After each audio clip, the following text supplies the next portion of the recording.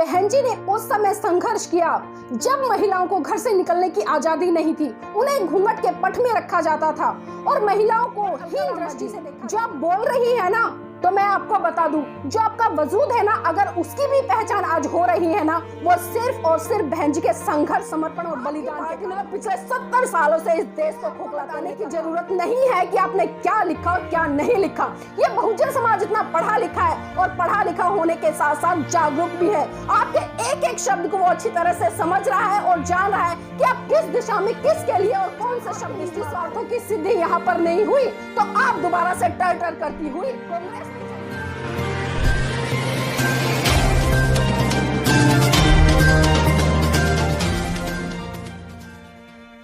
जय भीम, नमो बुद्धाय। साथियों, आपने कहावत तो सुनी है कि नारी के सम्मान में नारी ही मैदान में, लेकिन ये कहावत आज कितनी सही चरितार्थ हो रही है, इसका मैं एक उदाहरण आपके सामने पेश करूंगी। बहुत सारे साथियों ने अलका लांबा का 2 दिन पहले का एक ट्वीट पढ़ा होगा। वो ट्वीट साथियों साफ साफ बहन जी के खिलाफ लिखा है। पहले तो मैं आप सभी को अवगत करा दूं कि अलका लांबा ने अपने शब्दों से बहन जी के लिए क्या संबोधन किया और बहन जी के बारे में क्या लिखा है। साथियों, बात है 19 मई शाम 5:36 पर। अलका लांबा कांग्रेस की नेता हैं और उन्होंने बहन जी को लेकर एक ट्वीट किया है जिसमें लिखा है कि माया की धनी उस बरसाती मेंढके की तरह है जो मात्र चुनावी बरसातों में ही अपने आशियाने से बाहर आती हैं। सीबीआई के डर से कभी कभी बीच बीच में टर कर राजा के प्रति अपनी श्रद्धा दिखाती रहती हैं। उत्तर प्रदेश। साथियों, जब ये ट्वीट बहुजन समाज के लोगों ने पढ़ा तो उस पर अलग अलग तरह की प्रतिक्रियाएं और बहुजन समाज के बहुत सारे लोगों ने अलका लांबा के खिलाफ #अलका लांबा माफी मांगो ट्रेंड चलाया और उसी ट्रेंड का फिर से जवाब देते हुए अलका लांबा फिर साफ साफ कहती हैं कि मैं अपने नेता राहुल गांधी जी की तरह गांधी हूँ, सावरकर नहीं। और साथियों, इतना ही नहीं, आगे फिर लिखती हैं, क्या मेरे इस ट्वीट में कहीं मायावती नाम का इस्तेमाल हुआ? नहीं। क्या कहीं बहन जी लिखा? नहीं। क्या मायावती का फोटो इस्तेमाल हुआ? नहीं। क्या कहीं बीएसपी लिखा? नहीं। क्या यूपी में एक ही माया की धनी है? अगर हाँ, तो मैं बस यही कह सकती हूँ कि चोर की दाढ़ी में तिनका। तो साथियों, ये शब्द थे अलका लांबा जो कि कांग्रेस की नेता है और ये शब्द उसने बहन जी को लेकर ट्वीट किए। साथियों, अलका लांबा की ये स्टेटमेंट पढ़ के ये तो साफ साफ परिलक्षित हो गया कि अलका लांबा एक कुंठित मानसिकता वाली महिला है। अगर वो एक कुंठित मानसिकता वाली महिला नहीं होती तो शायद वो बहन जी के लिए इस तरह के शब्द इस्तेमाल नहीं करती। अलका लांबा, मैं आपसे कहना चाहूंगी और मैं आपको बताना भी चाहूंगी कि कल तक मैं आपका बहुत सम्मान करती थी। मैं सोचती थी कि आप महिलाओं के अधिकारों के लिए आवाज उठाती हैं, आप बेटियों की सुरक्षा की बात करती हैं। कई बार आपसे मेरा वार्तालाप भी हुआ है और आपकी बातों से हमेशा ये निकल कर आया कि आप एक नारी के सम्मान में और नारी के अधिकारों के लिए और बेटियों के अधिकारों के लिए आवाज उठाने वाली सही मायने में महिला नजर आती थी। लेकिन आपकी इस तरह की स्टेटमेंटें आपके प्रति जो श्रद्धा भाव मेरे मन में था वो बिल्कुल ही खत्म कर दिया है। तो पहले तो मैं आपको ये बता दूं कि आपने जो बहन जी के लिए शब्द इस्तेमाल करे वो शब्द नहीं बल्कि आपकी जो कुंठित और दूषित और जातिवादी सोच है वो उसको परिलक्षित करता है। आप एक महिला हैं और एक महिला को एक महिला के प्रति किस तरह के शब्दों का इस्तेमाल करना चाहिए आपसे बेहतर तो ये 5 साल का एक बच्चा भी जानता है। लेकिन आप 45 साल की भले हो गई, लेकिन आपकी समझ आज मुझे इतनी छोटी और इतनी बोली नजर आई कि उसने 4-5 साल के बच्चे को भी फेल कर दिया। अलका लांबा जी, आप भले 45 साल की हो गई हैं, लेकिन मैं आपकी जानकारी के लिए बता दूं कि आपने जिस महिला, जिस बहन जी के लिए आप शब्द यूज करे हैं, मात्र 41 साल की उम्र में वो 3 बार उत्तर प्रदेश जो कि भारत का सबसे बड़ा राज्य है उसकी मुख्यमंत्री रह चुकी हैं और आप अपने इस मुख से इस तरह के शब्दों का इस्तेमाल कर रही हैं। शर्म आती है। अलका लांबा जी, चेहरे की सुंदरता कोई मायने नहीं रखती, भले आप चेहरे से सुंदर होगी, लेकिन आपके शब्दों ने बता दिया है कि आप अंदर से कितनी कुरूप हैं और एक महिला के प्रति आपकी क्या सोच है। आपकी जो बातें थी आज साफ साफ मुझे लग रहा है कि वो सिर्फ खोखली बातें थी। आपका महिलाओं के प्रति सम्मान उतना ही खोखला है जितना कि माननीय नरेंद्र मोदी जी के जो बेटी बचाओ बेटी पढ़ाओ के नारे हैं।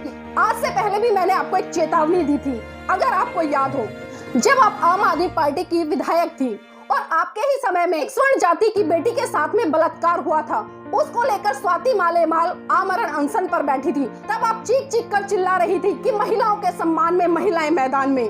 और जब 5 दिन बीत चुके थे, आपने दिल्ली की महिला आयोग की अध्यक्ष स्वाति मालेवाल का पक्ष रखते हुए कहा था कि देखिए कितनी गूंगी बहरी सरकार है, एक बेटी के लिए 5 दिन से लगातार भूख हड़ताल पर बैठी है, लेकिन केंद्र की सरकार की आंखों में जरा सी भी शर्म नहीं है कि वो एक बार आए और इस बेटी का अनशन खुलवा जाए। लेकिन उसी दौरान यूपी में एक संजली केस भी हुआ था, जब बहुजन समाज की बेटी को दिन दहाड़े मार दिया गया था। उस पर आप और आपकी सरकार बिल्कुल आंख बंद कर और कान बंद कर बैठ गए थे। क्या तब आपके लिए महिलाओं का दर्द नहीं था? क्या तब महिलाओं के सम्मान में नहीं थी? और कई केस दलित समाज के दिल्ली में भी आए थे। तो इसी बात को लेकर मैंने आपको ललकारा था और आपकी सरकार को भी ललकारा था कि आप बात करते हैं, जब किसी स्वर्ण समाज की बेटी या महिला के साथ में इस तरह का दुष्कर्म होता है तो आप आमरण आंदोलन पे बैठ जाती है, आप अनशनों पे बैठ जाती है, बड़े बड़े भाषण देती हैं। लेकिन वहीं जब बहुजन समाज की किसी बहन बेटी के साथ में इस तरह के दुष्कर्म होते हैं तो आप मुंह छिपाकर कहीं ना कहीं किसी कमरे के कोने में बैठी नजर आती हैं। और अलका लांबा जी, आज आपने अपने शब्दों से साबित कर दिया है कि आप सिर्फ राजनीति करती हैं, और वो भी अपने निजी स्वार्थों के लिए राजनीति करती हैं। आपको राजनीति का सही मायने में अर्थ पता ही नहीं है कि राजनीति क्या होती है और राजनीति किसके लिए होती है। और आपने कहा कि बहन जी सीबीआई के डर से बीच बीच में टर करती हुई आ जाती हैं। तो अलका लांबा जी, आपकी जानकारी के लिए बता दूं, जब आप आम आदमी पार्टी से पहले कांग्रेस में थी तो आपके वजूद को कोई भी नहीं जानता था, लेकिन जब आप कांग्रेस छोड़कर आम आदमी पार्टी में आई और आम आदमी पार्टी में आप जीतकर एमएलए बनी, तभी से आपका वजूद कायम हुआ और तभी से आप लोगों की नजरों में चढ़ी। लेकिन जब आपके निजी स्वार्थों की सिद्धि यहाँ पर नहीं हुई तो आप दोबारा से टर करती हुई कांग्रेस में चली गई और आप बात करती हैं कि यहाँ पर बहन जी बीच बीच में टर करती हुई आती हैं। और फिर आपने कहा, क्या मैंने कहीं लिखा, मैंने कहीं मायावती का नाम लिखा, मैंने कहीं उनके फोटो का जिक्र किया, मैंने कहीं बहन जी लिखा, मैंने कहीं यूपी लिखा? तो ये आपको बताने की जरूरत नहीं है कि आपने क्या लिखा और क्या नहीं लिखा। ये बहुजन समाज इतना पढ़ा लिखा है और पढ़ा लिखा होने के साथ साथ जागरूक भी है। आपके एक एक शब्द को वो अच्छी तरह से समझ रहा है और जान रहा है कि आप किस दिशा में किसके लिए और कौन से शब्द इस्तेमाल कर रही हैं। तो अलका लांबा जी, थोड़ा शर्म कीजिए और आप ये कह रही है कि मैं माफी नहीं मांगूंगी। धिक्कार है मुझे आपकी सोच पर। आप तो आज मुझे महिला जाति पर एक कलंक साबित होती नजर आ रही हैं और बात कर रही है आपकी मैं माफी नहीं मांगूंगी। और आपने एक बात कही, बहन जी पर आपने लांछन लगाया कि हम सरकार में नहीं है, उन्होंने प्रियंका गांधी से और सोनिया गांधी से बसें मांगने का काम किया। तो आपकी जानकारी के लिए मैं बता दूं और आपको भली भांति परिचित भी होगा, आपने बात करी यहाँ पर यूपी में बसें लगाने की, तो राजस्थान में तो आपकी सरकार है, अशोक गहलोत जी क्या कर रहे हैं? वहाँ पर लाखों करोड़ों मजदूर फंसे पड़े हैं, क्यों नहीं वहाँ पर बसें लगवाती? इतनी ही दानवीर है और आपकी पार्टी इतनी ही दानवीर है। आपकी पार्टी ने पिछले 70 सालों से इस देश को खोखला करने का काम किया है और जितने भी भ्रष्टाचार हुए हैं ना अब तक, आपकी जानकारी के लिए बता दूं, बीजेपी सरकार से पहले तो पूरे के पूरे कांग्रेस पार्टी ने ही किए हैं। और उसी का कारण रहा कि आपकी सरकार धराशाही मुंह के बल जमीन पर आकर गिरी। और बात करती है आप हमारी बहन जी पर उंगली उठाने की, तो अलका लांबा मैं आपको चेतावनी देती हूँ और कान खोलकर सुन लो, अगर आपने जल्द से जल्द बहन जी से माफी नहीं मांगी ना तो बहुजन समाज आपके घर पर आकर धरना देगा और आपको मजबूर कर देगा बहन जी से माफी मांगने के लिए। और आप एक महिला हैं और महिला होने के नाते कम से कम इतना सम्मान करना सीखिए कि बात जो करते हो ना उस पे खरे उतरने की बात कीजिए कि महिलाओं के सम्मान में महिलाएं मैदान में। तो कान खोलकर सुन लीजिए अलका लांबा जी, ये मेरी साफ साफ आपको चेतावनी है। बहुजन समाज जागरूक है, वो हर शब्द पर और आपके हर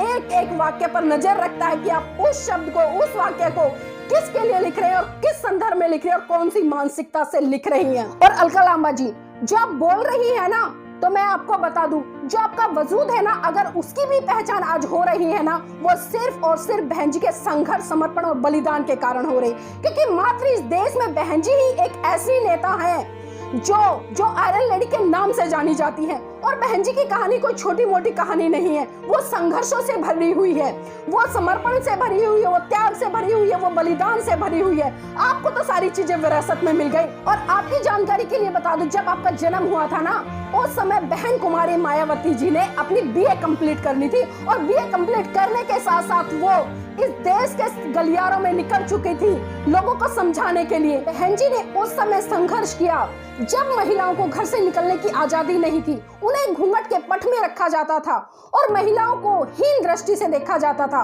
बहन जी का संघर्ष है ना, वो संघर्ष नहीं है, बल्कि एक मिसाल है इस देश के लिए, इस देश की महिलाओं के लिए। अगर आज तुम्हारे वजूद की भी पहचान है ना, तो वो सिर्फ और सिर्फ बहन जी के कारण ही होती है, क्योंकि उस समय बहन जी का संघर्ष, समर्पण, बलिदान इतना रहा और उस समय बहन जी ने सभी रूढ़िवादी परंपराओं को तोड़कर उस महिला की आवाज बनी जो गरीबी से जूझ रही थी, जो अपने अधिकारों के लिए लड़ना नहीं जानती थी, जो कभी राजनीति में आने के सपने नहीं देख सकती थी। क्योंकि तुम्हें तो सारी चीजें विरासत से मिली हैं, इसलिए तुम्हें किसी के संघर्ष, समर्पण, बलिदान की कीमत का पता नहीं है। और बहन जी का संघर्ष मिसाल है इस भारत देश की समस्त महिलाओं के लिए, जो महिलाएं घर की चार दीवारी तक सीमित रहती थी, जो महिलाएं घूंघट के पट से बाहर निकलना तक नहीं जानती। महिलाओं के लिए अगर इस भारत देश में कोई आदर्श के रूप में महिला निकल कर आई तो बहन कुमारी मायावती निकल कर आई। और आज आप उनके लिए इस तरह की टिप्पणियां कर रहे हैं। उस समय बहन जी महिलाओं के हक अधिकारों की लड़ाई लड़ने के लिए गलियारों में निकली, जिस समय तुम अपना विलासितापूर्ण जीवन जी रही थी। आज पूरा भारत ही नहीं बल्कि पूरा विश्व उन्हें आयरन लेडी के नाम से जानता है, तो वो बेवजह नहीं जानता, बल्कि जो उनका संघर्ष रहा है। और खासकर मैं यहाँ पर बात करूंगी राजनीति में आज तक जितनी भी महिलाएं रही हैं, अगर सबसे ज्यादा संघर्ष किसी ने किया है जमीन पर रहकर, तो वो सिर्फ और सिर्फ बहन जी ने किया है। तो इसलिए अलका लांबा तू कान खोल कर सुन ले। आज तो तूने बहन जी के लिए इस तरह से अभद्र टिप्पणियां कर दी है, लेकिन भविष्य में अपना मुंह खोलने से पहले और अपने हाथों की उंगलियां चलाने से पहले ना 100 बार सोचना कि तू किसके लिए बोल रही है और क्या बोल रही है। मेरा अपना चैनल, आपका चैनल, समाज का चैनल, देश का चैनल NB News 24/7 को आप लाइक करें, सब्सक्राइब करें और ज्यादा से ज्यादा इसकी वीडियो को शेयर करें, ताकि हर खबर को मैं आप तक आसानी से पहुंचा सकूं। जय भीम।